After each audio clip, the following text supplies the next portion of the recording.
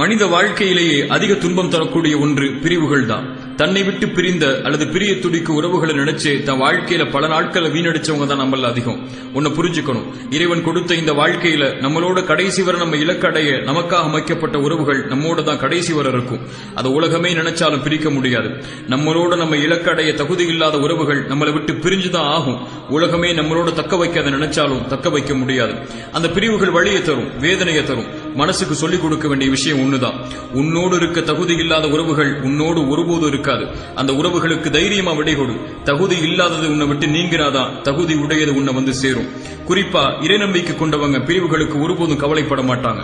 இறை தூதர் சொன்னாங்க, இறை நம்பிக்கை கொண்ட ஒரு மனிதனுடைய செயல் என்னை ஆச்சரியப்படுத்துகிறது. அவர்களுடைய எல்லா காரியங்களும் நல்லதாகவே அமைகிறது.